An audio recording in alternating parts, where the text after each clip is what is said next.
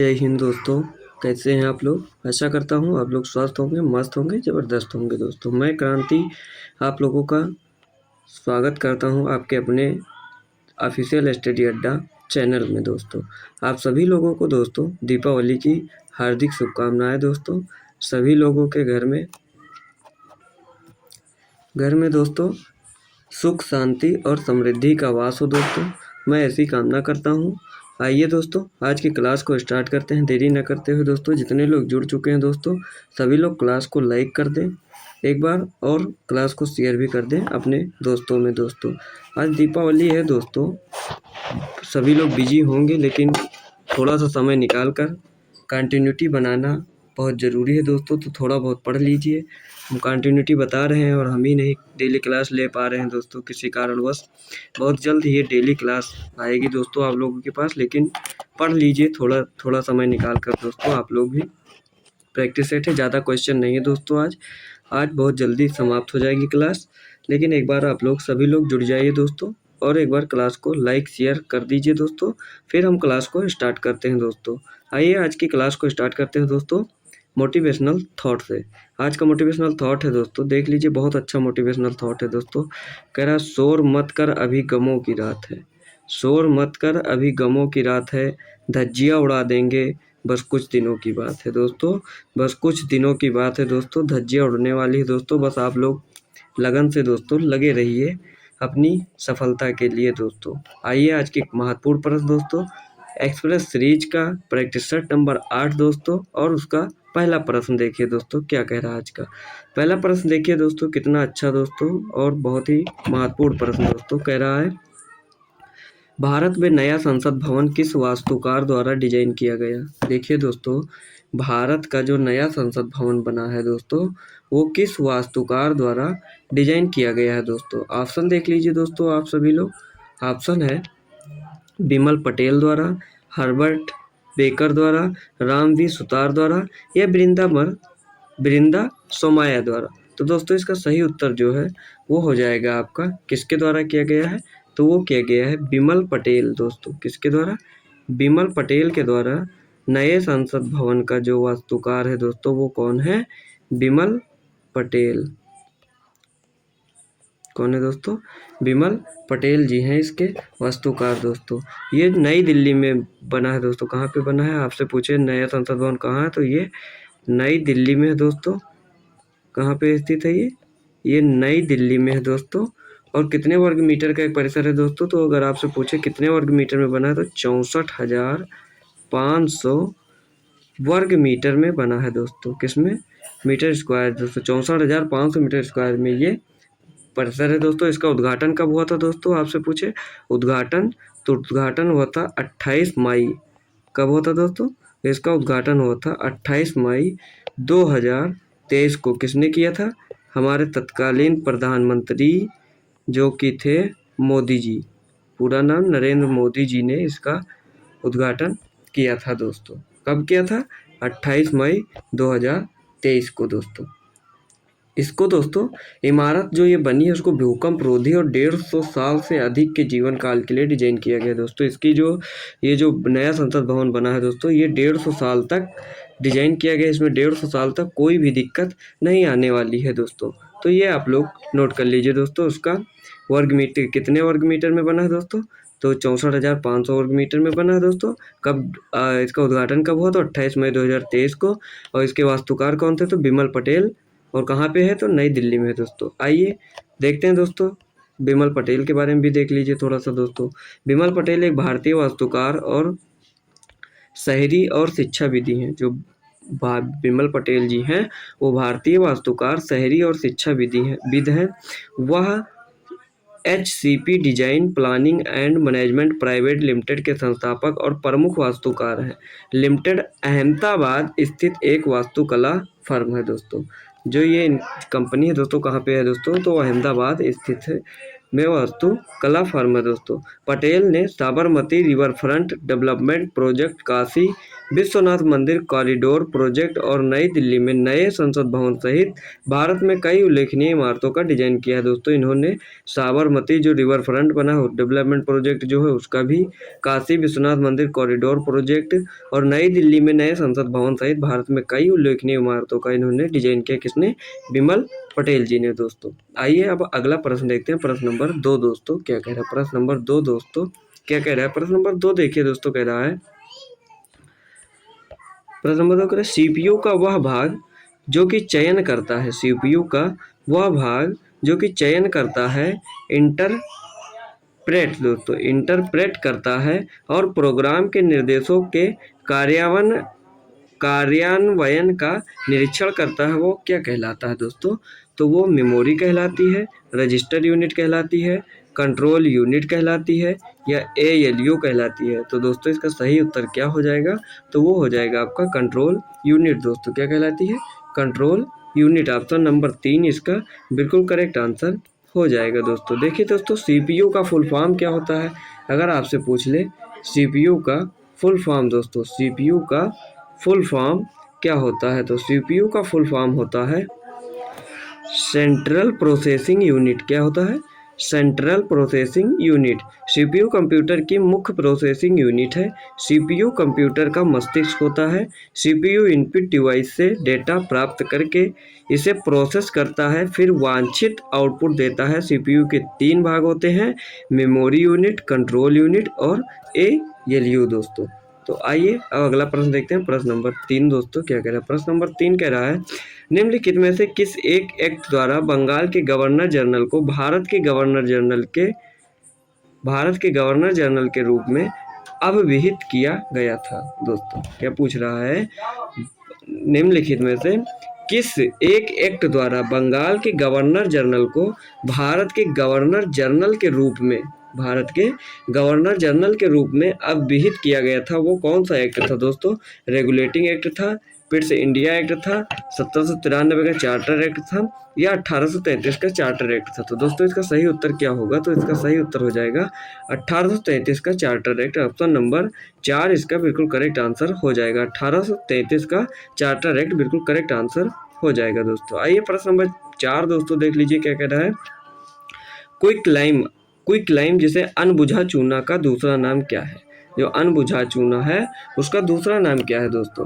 Quick lime जो है वो अनबुझा चूना का दूसरा नाम क्या है दोस्तों? कार्बन डाइऑक्साइड है, सोडियम ऑक्साइड है, कैल्शियम हाइड्रोक्साइड है या कैल्शियम ऑक्साइड है? तो दोस्तों इसका सही उत्तर हो जाएगा कैल्शियम ऑक्साइड। ऑप्शन नंबर 4 बिल्कुल करेक्ट आंसर हो जाएगा। क्या हो जाएगा दोस्तों?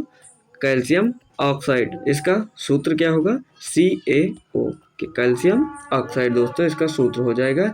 इसे क्विक लाइम, जला हुआ चूना या बिना बुझा हुआ चूना भी कहा जाता है, मतलब जला हुआ चूना या बिना बुझा हुआ चूना भी इसे कहा जाता है दोस्तों। ये जल के साथ अभिक्रिया करके कैल्शियम हाइड्रोक्साइड बनाता है, जल के साथ अभिक्रिया करता है तब कैल्शियम हाइड्रोक्साइड बनाता है दोस्तों। तो इसका उत्तर हो जाएगा ऑप्शन नंबर 4 कैल्शियम ऑक्साइड दोस्तों। आइए अगला प्रश्न देखते हैं, देख लो दोस्तों लिखा है कैल्शियम ऑक्साइड का रासायनिक सूत्र CaO है दोस्तों। इसे क्विक लाइम, जला हुआ चूना या बिना बुझा चूना भी कहते हैं। यह जल से अभिक्रिया कर कैल्शियम हाइड्रोक्साइड बनाता है दोस्तों। आइए अगला प्रश्न देखते हैं, प्रश्न नंबर 5 दोस्तों क्या कह रहा है। प्रश्न नंबर 5 कह रहा है कच्ची खरेक को GI टैग से सम्मानित किया गया, यह किस राज्य से संबंधित? जो कच्ची खरेक है दोस्तों इसको GI टैग से सम्मानित किया गया, यह किस राज्य से संबंधित है? मध्य प्रदेश से, उत्तर प्रदेश से, गुजरात से, राजस्थान से दोस्तों? तो इसका सही उत्तर हो जाएगा गुजरात से दोस्तों। कहाँ से? कच्ची खरेक को GI टैग से सम्मानित किया गया है और ये गुजरात राज्य से संबंधित है। ऑप्शन नंबर 3 इसका बिल्कुल करेक्ट आंसर हो जाएगा दोस्तों। आइए प्रश्न नंबर 6 दोस्तों देखते हैं क्या कह रहा है। प्रश्न नंबर 6 कह रहा है भारतीय संविधान का कौन सा अनुच्छेद सार्वजनिक रोजगार के मामलों के में अवसर की समानता से संबंधित है? भारतीय संविधान का कौन सा अनुच्छेद सार्वजनिक रोजगार के मामलों में अवसर की समानता से संबंधित है? अनुच्छेद 22, अनुच्छेद 18, अनुच्छेद 16 या अनुच्छेद 12 दोस्तों? तो इसका सही उत्तर हो जाएगा अनुच्छेद 16। ऑप्शन नंबर 3 बिल्कुल करेक्ट आंसर हो जाएगा। कितना हो जाएगा दोस्तों? आर्टिकल 16 दोस्तों उत्तर हो जाएगा।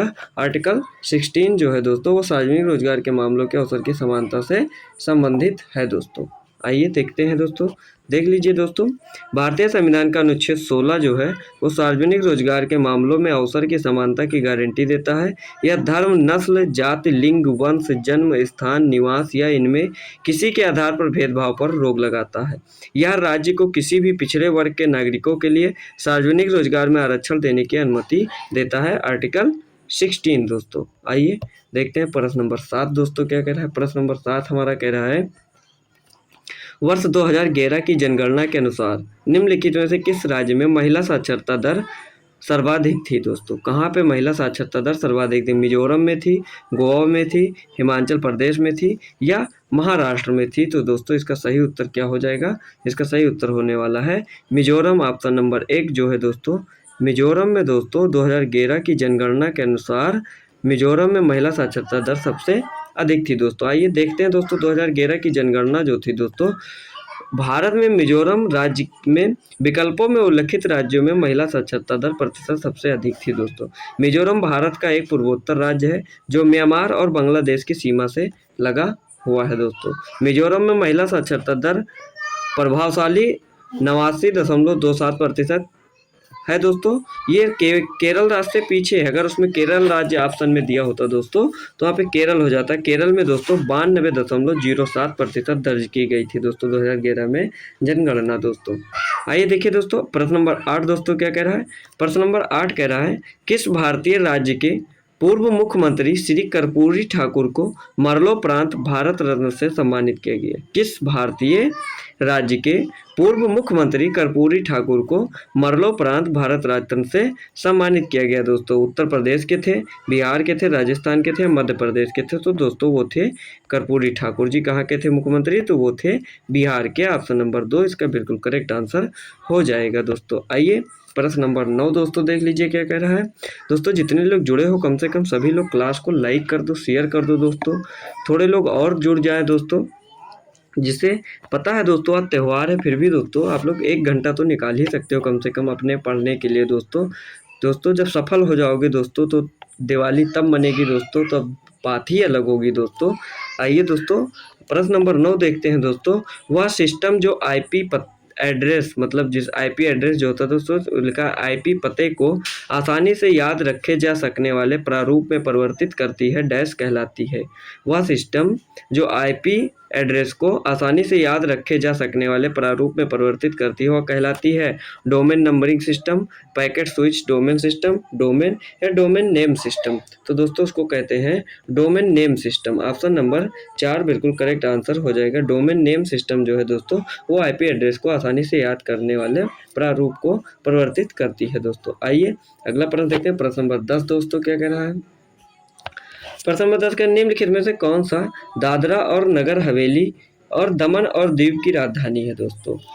सिलवासा है, पौंडीचेरी है, कवरत्ती है या दमन है दोस्तों? तो इसका सही उत्तर हो जाएगा दमन। ऑप्शन नंबर 4 बिल्कुल करेक्ट आंसर हो जाएगा दोस्तों। दमन दादर और नगर हवेली और दमन और दीव की राजधानी है दोस्तों। आइए इसी में दोस्तों आप लोग और भी सुन लीजिए दोस्तों, अगर आपसे पूछ ले कुछ केंद्र शासित प्रदेशों की राजधानियाँ जो है दोस्तों मैं आप लोगों को बता दे रहा हूँ दोस्तों, आप लोग नोट कर लीजिए दोस्तों। देखिए दोस्तों केंद्र शासित प्रदेश में अगर आपसे पूछ ले दोस्तों लद्दाख की राजधानी किसकी? लद्दाख की दोस्तों। अगर आपसे लद्दाख की राजधानी पूछ ले तो वो हो जाएगी दोस्तों लेह। और दोस्तों आपसे पूछ ले लक्षद्वीप की राजधानी दोस्तों किसकी? लक्षद्वीप की पूछ ले दोस्तों, लक्षद्वीप की पूछ ले दोस्तों तो वो हो जाएगी कावारत्ती दोस्तों। क्या हो जाएगी? कावारत्ती दोस्तों। और अगर दोस्तों आपसे पूछ ले उसकी दिल्ली की दोस्तों किसकी? दिल्ली की राजधानी पूछ ले दोस्तों तो दिल्ली की तो दिल्ली ही रहने वाली है दोस्तों। क्या? दिल्ली की दिल्ली ही रहेगी दोस्तों। एक दोस्तों और पूछता है चंडीगढ़ की, चंडीगढ़ की राजधानी आपसे पूछ ले चंडीगढ़ दोस्तों तो चंडीगढ़ की भी राजधानी चंडीगढ़ ही है दोस्तों। क्या है? चंडीगढ़ ही है दोस्तों इसकी राजधानी। अंडमान निकोबार द्वीप समूह की अगर राजधानी पूछे दोस्तों तो वो हो जाएगी पोर्ट ब्लेयर दोस्तों। आइए अब अगला प्रश्न देखते हैं। प्रश्न नंबर 11 दोस्तों क्या कह रहा है। प्रश्न नंबर 11 देखिए दोस्तों क्या कह रहा है। कह रहा मुद्रा बैंक का कार्य क्या है? मुद्रा बैंक का कार्य क्या है जिसे हाल ही में भारत सरकार द्वारा स्थापित किया गया है? मुद्रा बैंक का कार्य क्या है जिसे हाल ही में भारत सरकार द्वारा स्थापित किया गया है दोस्तों? ऑप्शन है मुद्रा छापने के लिए, आकर रहित आय की जमा की अनुमति देने के लिए, गरीबों को बीमा कवर प्रदान करने के लिए, सूक्ष्म उद्यमों को पुनर्वित्त प्रदान करना दोस्तों। तो इसका सही उत्तर क्या होगा? सही उत्तर हो जाएगा सूक्ष्म उद्यमों को पुनर्वित्त प्रदान करना। ऑप्शन नंबर 4 बिल्कुल करेक्ट आंसर हो जाएगा दोस्तों। आइए देखते हैं मुद्रा बैंक क्या है दोस्तों। मुद्रा बैंक का है micro unit development and refinance agency limited, जिसका पूरा विस्तृत रूप है दोस्तों किसका? मुद्रा का। Micro unit development and refinance agency bank मुद्रा बैंक भारत में एक सार्वजनिक क्षेत्र की वित्तीय संस्था है। यह सूक्ष्म वित्त संस्थानों और गैर बैंकिंग वित्तीय संस्थानों को कम दरों पर ऋण प्रदान करता है, जो फिर एमएसएमई को ऋण प्रदान करते हैं। इसे प्रधानमंत्री नरेंद्र मोदी द्वारा 8 अप्रैल 2015 को लॉन्च किया गया। कब दोस्तों? 8 अप्रैल 2015 को लॉन्च किया गया है। कौन सा? मुद्रा दोस्तों। मुद्रा का फुल फॉर्म पूछ ले, micro unit development and refinance agency इसका फुल फॉर्म हो जाएगा दोस्तों। आइए अगला प्रश्न देखते हैं, प्रश्न नंबर 12 दोस्तों क्या कह रहा है? प्रश्न नंबर 12 प्रश्न नंबर 12 कह रहा है, प्रश्न नंबर 12 कह रहा है 54वें विश्व आर्थिक मंच की वार्षिक बैठक 2024 को 24 का विषय क्या है? 54वें विश्व आर्थिक मंच की वार्षिक बैठक जो 2024 है उसका विषय क्या है दोस्तों? जलवायु कार्यवाही एक वैश्विक अनिवार्यता, भविष्य की प्रगति के लिए प्रौद्योगिकी प्रशासन, बहुध्रुवीय विश्व में वैश्विक सहयोग या पुनर्निर्माण विश्वास। तो दोस्तों उसकी थीम होगी पुनर्निर्माण विश्वास। ऑप्शन नंबर 4 बिल्कुल करेक्ट आंसर हो जाएगा दोस्तों। पुनर्निर्माण विश्वास प्रश्न नंबर 12 का बिल्कुल करेक्ट आंसर हो जाएगा दोस्तों। देख लीजिए दोस्तों क्या कह रहा है, 15 से 19 जनवरी 2024 तक होने वाली 54वीं विश्व आर्थिक मंच की वार्षिक बैठक का विषय क्या है? पुनर्निर्माण विश्वास है दोस्तों। यह वार्षिक बैठक है जो दुनिया भर के नेताओं को एक साथ लाती है। का उद्देश्य विभिन्न वैश्विक अनिवार्यताओं पर संवाद, सहयोग और साझेदारी को आगे बढ़ाना है दोस्तों। किसका? विश्व आर्थिक मंच की बैठक का दोस्तों। आइए अगला प्रश्न देखते हैं, प्रश्न नंबर 13 दोस्तों क्या कह रहा है? प्रश्न नंबर 13 क्या कह रहा है? किस प्रसिद्ध भारतीय कथक नर्तक को 1986 में भारत का दूसरा सर्वोच्च नागरिक पुरस्कार पद्म विभूषण प्राप्त हुआ दोस्तों? बिरजू महाराज को, मंजरी चतुर्वेदी को, मल्लिका साराभाई को या माधवी मुदगल को दोस्तों? तो ये जिसको प्राप्त हुआ वो है हमारे बिरजू महाराज। ऑप्शन नंबर 1 बिल्कुल करेक्ट आंसर हो जाएगा। कौन है दोस्तों? बिरजू महाराज। ऑप्शन नंबर 1 प्रश्न नंबर 13 ये कथक नर्तक हैं दोस्तों और इनका 1986 में दोस्तों भारत के सर्वोच्च नागरिक पुरस्कार पद्म विभूषण इनको प्राप्त हुआ था दोस्तों। किसको? बिरजू महाराज को दोस्तों। आइए अगला प्रश्न देखते हैं, प्रश्न नंबर 14 दोस्तों क्या कह रहा है? प्रश्न नंबर 14 कह रहा है गयासुद्दीन दोस्तों। प्रश्न नंबर 14 कह रहा है गयासुद्दीन तुगलक की मृत्यु के बाद कौन गद्दी पर बैठा? मोहम्मद बिन तुगलक बैठे, महमूद तुगलक बैठे, खुसरो खान बैठे या मुबारक खान बैठे दोस्तों?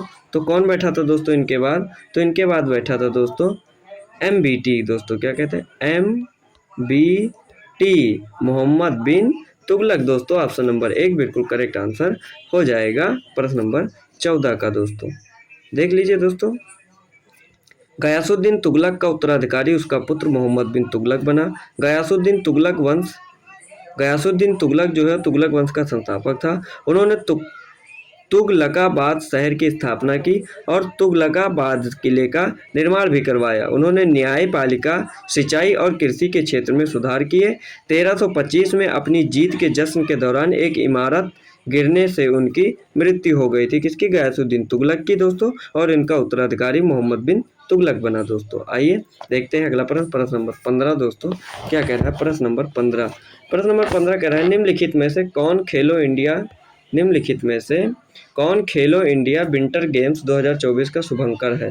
हिम तेंदुआ है, हंगुल है, मारखोर है या रेड फॉक्स है दोस्तों? तो जो खेलो इंडिया विंटर गेम्स है 2024 का उसका शुभंकर है हिम तेंदुआ दोस्तों। ऑप्शन नंबर 1 बिल्कुल करेक्ट आंसर हो जाएगा दोस्तों। अगर आपसे इसमें जो खेलो इंडिया वाला है दोस्तों प्रश्न, अगर इसमें पूछ ले दोस्तों ये कहाँ पे हुआ था दोस्तों? तो ये 30 30 जनवरी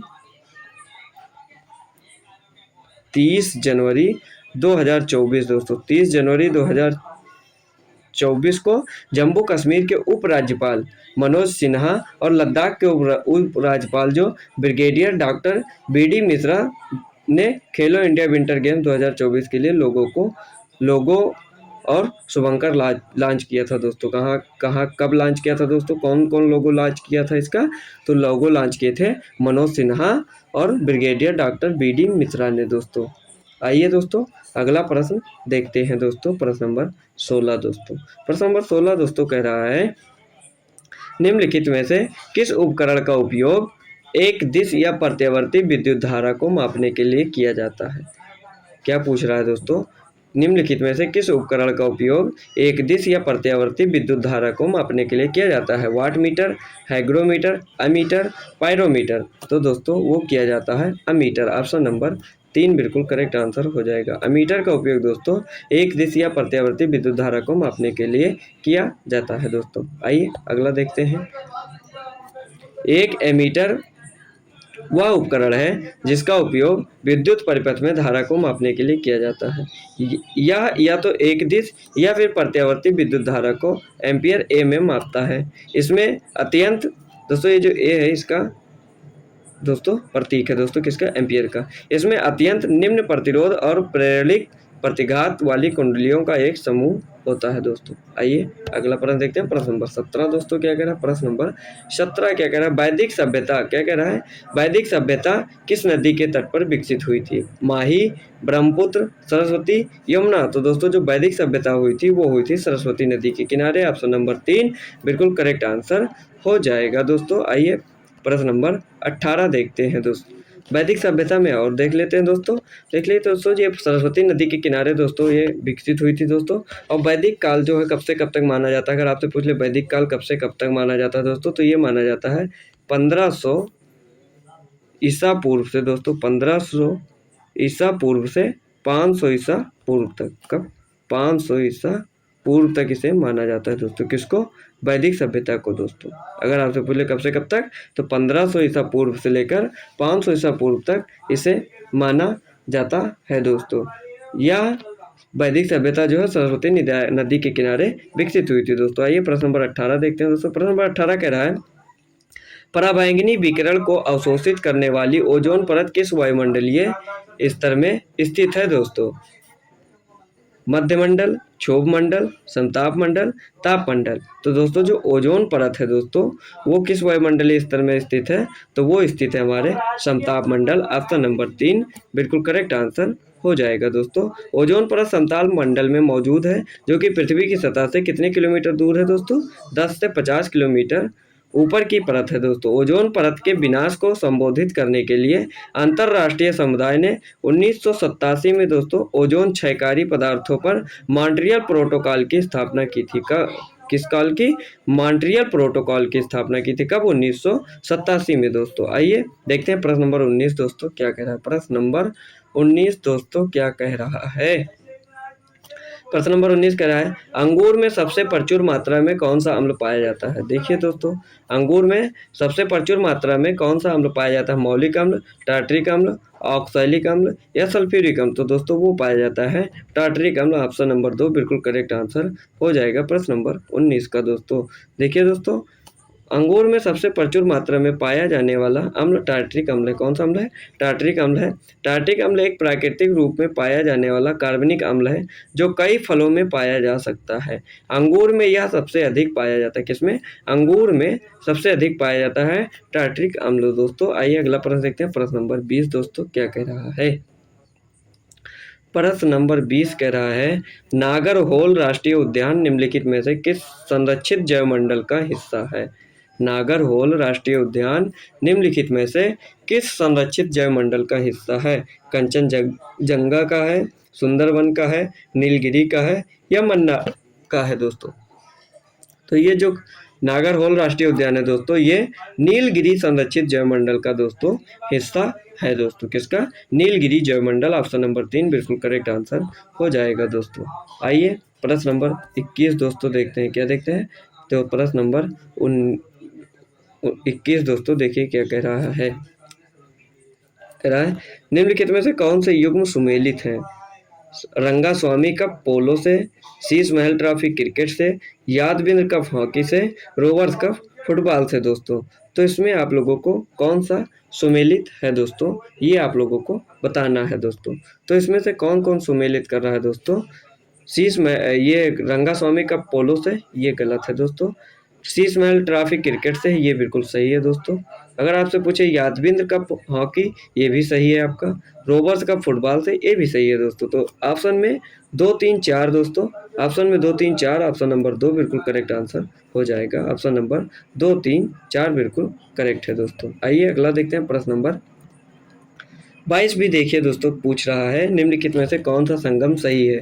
रुद्रप्रयाग, अलकनंदा और मंदाकिनी, कर्णप्रयाग, विष्णु गंगा और धौली गंगा। तो इसमें से कौन सा सही है दोस्तों? तो इसमें से केवल पहला सही है, रुद्रप्रयाग जो है वो अलकनंदा और मंदाकिनी का संगम बिल्कुल सही है दोस्तों। तो ऑप्शन नंबर 2 बिल्कुल करेक्ट आंसर हो जाएगा दोस्तों, इसका आंसर हो जाएगा दोस्तों। आइए दोस्तों, इसमें अगर आपसे पूछ ले कि प्रयाग का मतलब क्या होता है, प्रयाग, तो प्रयाग का तात्पर्य होता है नदियों का संगम। क्या होता है दोस्तों? प्रयाग का क्या मतलब होता है? प्रयाग का मतलब होता है नदियों का संगम दोस्तों। क्या? नदी का संगम, नदी का संगम होता है प्रयाग दोस्तों। आइए दोस्तों, अब देखते हैं अगला प्रश्न, प्रश्न नंबर 23 क्या कह रहा है। प्रश्न नंबर 23 दोस्तों कह रहा है बेरोजगार का अध्ययन निम्नलिखित अर्थशास्त्र में से किस एक का विषय है? जो बेरोजगार का अध्ययन है वो अर्थशास्त्र में किस एक का विषय है? वर्णनात्मक अर्थशास्त्र का है, मानक अर्थशास्त्र का, सूक्ष्म अर्थशास्त्र का या समष्टि अर्थशास्त्र का है दोस्तों? तो इसका सही उत्तर हो जाएगा समष्टि अर्थशास्त्र। ऑप्शन नंबर 4 बिल्कुल करेक्ट आंसर हो जाएगा दोस्तों। देखिए दोस्तों, समष्टि अर्थशास्त्री एक अर्थव्यवस्था के समग्र कामकाज पर इसके प्रभाव को समझने के लिए बेरोजगारी से संबंधित कारणों, परिणामों और नीतियों का विश्लेषण करते हैं दोस्तों। आइए अब देखते हैं अगला प्रश्न, प्रश्न नंबर 24 दोस्तों क्या कह रहा है। प्रश्न नंबर 24 क्या कह रहा है?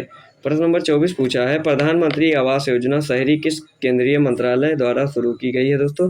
वित्त मंत्रालय, आवास और शहरी मामलों का मंत्रालय, मानव संसाधन विकास मंत्रालय, ग्रामीण विकास मंत्रालय दोस्तों। तो ये इसका सही उत्तर हो जाएगा आवास और शहरी मामलों का मंत्रालय। ऑप्शन नंबर 2 बिल्कुल करेक्ट आंसर हो जाएगा दोस्तों। देखिए दोस्तों, प्रधानमंत्री आवास योजना शहरी PMAY शहरी गरीबों को किफ़ायती आवास प्रदान करने के लिए 2015 में भारत सरकार द्वारा शुरू की गई एक प्रमुख आवास योजना है दोस्तों। आइए प्रश्न नंबर 25 देख लीजिए दोस्तों क्या कह रहा है। प्रश्न नंबर 25 क्या कह रहा है? प्रश्न नंबर 25 निम्नलिखित में से कौन सा युग्म अनुसूची विषय से सही सुमेलित नहीं है दोस्तों? तो तीसरी अनुसूची शपथ और प्रतिज्ञान के रूप में दोस्तों, तो ये बिल्कुल सही है दोस्तों। 10वीं अनुसूची दल बदल के आधार पर अयोग्यता के प्रावधान, ये भी सही है। 8वीं अनुसूची जो है वो भाषाएं, ये भी सही है। फिर 9वीं अनुसूची राज्यों की परिषद में सीटों का आवंटन दोस्तों, प्रश्न नंबर 4 जो है ये गलत हो जाएगा दोस्तों। तो आंसर हमारा बिल्कुल सही यही हो जाएगा, इसमें नहीं पूछा है तो ऑप्शन नंबर 4 बिल्कुल करेक्ट आंसर हो जाएगा। आइए दोस्तों अगला प्रश्न देखते हैं, प्रश्न नंबर 26 दोस्तों क्या कह रहा है। प्रश्न नंबर 26 कह रहा है इलेक्ट्रॉन की खोज के लिए किसे नोबेल पुरस्कार से सम्मानित किया गया था? इलेक्ट्रॉन की खोज के लिए किसे नोबेल पुरस्कार से सम्मानित किया गया था? जेम्स चैडविक को, रॉबर्ट हुक को, जे थॉमसन को या अर्नेस्ट रदरफोर्ड को दोस्तों? तो इसका सही उत्तर क्या हो जाएगा? सही उत्तर हो जाएगा जे थॉमसन। ऑप्शन नंबर 3 बिल्कुल करेक्ट आंसर हो जाएगा। इलेक्ट्रॉन की खोज किसने की थी दोस्तों? तो जे थॉमसन ने की थी और इसके लिए इनको पुरस्कार से सम्मानित भी किया गया था दोस्तों। जे थॉमसन जो थे, जे थॉमसन को दोस्तों व्यापक रूप से इलेक्ट्रॉन के खोजकर्ता के रूप में मान्यता प्राप्त है दोस्तों। जो थॉमसन थे कैम्ब्रिज विश्वविद्यालय के प्रायोगिक भौतिकी के कैवेंडिशिंग प्रोफेसर और 1884 से 1919 तक इसकी कैवेंडिशिंग प्रयोगशाला के निदेशक भी थे दोस्तों। अगर दोस्तों आपसे इसमें जेम्स चैडविक जो है दोस्तों, इसमें ऑप्शन आपको दिख रहा होगा दोस्तों, जेम्स चैडविक जो है दोस्तों वो किसके खोज करता है दोस्तों? तो वो हैं न्यूट्रॉन के। किसके दोस्तों? न्यूट्रॉन के दोस्तों। जेम्स चैडविक जो हैं वो न्यूट्रॉन के हैं दोस्तों, और जो रदरफोर्ड हैं दोस्तों ये हैं प्रोटॉन के दोस्तों। ये किसके हैं दोस्तों? ये हैं प्रोटॉन के दोस्तों। रॉबर्ट हुक किसके हैं दोस्तों? ये आप लोग कमेंट बॉक्स में बताइए दोस्तों। जो रॉबर्ट हुक हैं दोस्तों ये इन्होंने किसकी खोज की थी दोस्तों? आइए दोस्तों देखते हैं आगे प्रश्न नंबर 27 दोस्तों क्या कह रहा है। प्रश्न नंबर 27 दोस्तों, प्रश्न नंबर 27 कह रहा है दोस्तों, निम्नलिखित में से कौन सा प्रावधान नीति निदेशक तत्वों तथा मौलिक कर्तव्य दोनों का एक भाग है? उद्योगों के प्रबंध में श्रमिकों का भाग लेना, पर्यावरण का संरक्षण, अभिभावक बच्चों को शिक्षा के अवसर दिलाएं, सामान्य नागरिक संहिता। तो दोस्तों इसका सही उत्तर हो जाएगा पर्यावरण का संरक्षण। ऑप्शन नंबर 2 बिल्कुल करेक्ट आंसर हो जाएगा, पर्यावरण का संरक्षण दोस्तों। आइए प्रश्न नंबर 28 देखो दोस्तों क्या कह रहा है। प्रश्न नंबर 28 हमारा कह रहा है, तहकीक ए हिंद पुस्तक के लेखक कौन है? क्या कह रहा है? तहकीक ए हिंद पुस्तक के लेखक कौन है दोस्तों? ऑप्शन नंबर 1 है जियाउद्दीन बरनी है, अमीर खुसरो हैं, अलबरूनी हैं या अब्दुल रज्जाक हैं दोस्तों। तो इसका सही उत्तर हो जाएगा अलबरूनी दोस्तों। ऑप्शन नंबर 3 बिल्कुल करेक्ट आंसर हो जाएगा। कौन है दोस्तों इसके लेखक? अलबरूनी अलबरूनी दोस्तों। क्या हो जाएगा? अलबरूनी जो है दोस्तों तहकीक ये पुस्तक के लेखक हैं दोस्तों, अलबरूनी जी दोस्तों। आइए देखते हैं इनके बारे में दोस्तों। अलबरूनी के बारे में देख लीजिए दोस्तों। अलबरूनी ने दोस्तों तहकीक ये हिंद नामक पुस्तक लिखी थी। क्या लिखी थी? तहकीक ये हिंद नामक पुस्तक लिखी थी अलबरूनी ने दोस्तों। ये भारतीय इतिहास के साहित्यिक विदेशी स्रोतों में से एक है दोस्तों।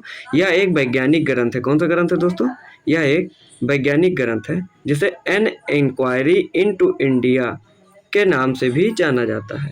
तहकीक ये हिंद मध्ययुगीन भारत की संस्कृति और अर्थव्यवस्था के बारे में जानकारी प्रदान करता है। किसके बारे में दोस्तों? ये मध्ययुगीन भारत की संस्कृति और अर्थव्यवस्था के बारे में जानकारी प्रदान करता है। इसे फारसी यात्री अलबरूनी ने लिखा था, तहकीक ये हिंद को दोस्तों। आइए अब अगला प्रश्न देखते हैं। प्रश्न नंबर 29 दोस्तों क्या कह रहा है? प्रश्न नंबर 29 दोस्तों क्या कह रहा है?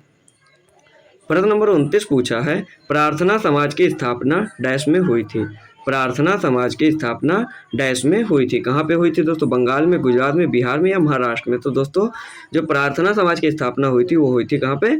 महाराष्ट्र में हमारे। कहाँ पे हुई थी दोस्तों? महाराष्ट्र में दोस्तों। आइए तो इसके बारे में दोस्तों थोड़ा सा जानकारी ले लेते हैं दोस्तों। किसके? प्रार्थना समाज के बारे में कौन किया था दोस्तों? अगर आपसे पूछे प्रार्थना समाज की स्थापना कहाँ हुई थी तो ये हुई थी महाराष्ट्र में दोस्तों। कब हुई थी? 1867 में। कब हुई थी दोस्तों? 1867 ईस्वी में इसकी स्थापना हुई थी। और इसकी स्थापना किसने की थी दोस्तों? किसने की थी? आत्माराम पांडुरंग दोस्तों। किसने की थी? आत्माराम पांडुरंग ने दोस्तों। आत्माराम पांडुरंग ने की थी दोस्तों इसकी स्थापना दोस्तों। प्रार्थना समाज ने महाराष्ट्र पुनर्जागरण में बहुत महत्वपूर्ण भूमिका निभाई थी दोस्तों। कहाँ पे निभाई थी दोस्तों? महाराष्ट्र में दोस्तों महत्वपूर्ण भूमिका निभाई थी। और अगर आपसे पूछे कब हुई थी दोस्तों इसकी स्थापना तो 1867 ईस्वी में हुई थी। लेकिन दोस्तों अगर आपसे डेट भी पूछ ले तो आप लोग डेट भी याद कर लीजिए दोस्तों। 31 मार्च। कब? 31 मार्च दोस्तों 1867 ईस्वी में इसकी स्थापना हुई थी दोस्तों। इसके समाज के सिद्धांत जो थे दोस्तों वो एक दो सिद्धांत हैं दोस्तों, जैसे कि भगवान एक है दोस्तों, वह ब्रह्मांड के निर्माता है दोस्तों, वह नित्य अगम और निराकार है दोस्तों, जो ईश्वर है दोस्तों, फलाना ये सब है दोस्तों। आइए दोस्तों अगला क्वेश्चन नंबर 30 दोस्तों देख लीजिए क्या कह रहा है। क्वेश्चन नंबर 30 दोस्तों क्या कह रहा है? क्वेश्चन में देखिए, अशोक शिलालेख के अनुसार मगध साम्राज्य में निम्नलिखित में से कौन सा प्रांतीय केंद्र नहीं था दोस्तों? अशोक शिलालेख के अनुसार मगध साम्राज्य में निम्नलिखित में से कौन सा प्रांतीय केंद्र नहीं था दोस्तों? तोसाली, उज्जैनी, तक्षशिला या इंद्रप्रस्थ दोस्तों। इसका सही उत्तर हो जाएगा इंद्रप्रस्थ। ऑप्शन नंबर 4 बिल्कुल करेक्ट आंसर हो जाएगा इंद्रप्रस्थ दोस्तों। क्या हो जाएगा? इंद्रप्रस्थ दोस्तों। ऑप्शन नंबर 4 बिल्कुल करेक्ट आंसर हो जाएगा दोस्तों। आइए माना जाता है दोस्तों इंद्रप्रस्थ जो है दोस्तों क्या है? ये माना जाता है इंद्रप्रस्थ एक प्राचीन शहर है जहां वर्तमान शहर दिल्ली स्थित है। वर्तमान जो है तो शहर जो है वो दिल्ली है दोस्तों। प्राचीन भारतीय साहित्यिक विशेषकर महाभारत जो प्राचीन भारत के 2 प्रमुख संस्कृत महाकाव्यों में से एक है, में इसका अक्सर उल्लेख किया गया है दोस्तों। किसमें? महाभारत में दोस्तों इंद्रप्रस्थ का उल्लेख किया गया है। महाभारत के अनुसार इंद्रप्रस्थ पांडवों की राजधानी थी, जो इस महाकाव्य के नायक थे दोस्तों। महाकाव्य इंद्रप्रस्थ जो है दोस्तों, वो महाभारत में पांडवों की राजधानी थी दोस्तों। अगर आपसे दोस्तों इसमें और कुछ पूछ ले दोस्तों, और कुछ आपको बताते हैं दोस्तों, इसको किसने बनाया था? जो इंद्रप्रस्थ था दोस्तों, वो कहा जाता है दोस्तों कि ये एक शानदार समृद्ध शहर था, जिसे भगवान कृष्ण के आज्ञा पर दिव्य वास्तुकार दोस्तों विश्वकर्मा जी ने इसको बनाया था। किसने दोस्तों? विश्वकर्मा जी ने। किसकी आज्ञा से? भगवान कृष्ण के आज्ञा से दोस्तों। किसने बनवाया था दोस्तों? किसने बनाया था दोस्तों? दिव्य वास्तुकार विश्वकर्मा जी ने इसको बनाया था दोस्तों। तो उसका सही उत्तर इंद्रप्रस्थ हो जाएगा, प्रश्न नंबर 3 का दोस्तों। तो दोस्तों आज के लिए इतना ही दोस्तों। आज केवल 30 प्रश्न ही थे दोस्तों। आगे से दोस्तों और प्रश्न दोस्तों आपको देखने को मिलेंगे। अगर दोस्तों वीडियो पसंद आए हो तो दोस्तों आप लोग कमेंट में ज़रूर बताइएगा आपको यह क्लास कैसी लगी दोस्तों। एक बार पुनः दोस्तों आप लोगों को फिर से दीपावली की हार्दिक शुभकामनाएं दोस्तों। खूब हर्षोल्लास के साथ आप लोग दीपावली मनाइए दोस्तों। अगर आप लोग कामयाब हो जाते हैं दोस्तों, नौकरी पा जाते हैं, तब की दीपावली की बात ही कुछ अलग होगी दोस्तों। तो पढ़ते भी रहिए दोस्तों, मस्त रहिए। त्यौहार तो आते जाते रहते हैं दोस्तों। खूब हर्षोल्लास से आप लोग दीपावली मनाइए दोस्तों। खूब पटाखा छुड़ाइए दोस्तों। थैंक यू, धन्यवाद। जय हिंद, जय भारत।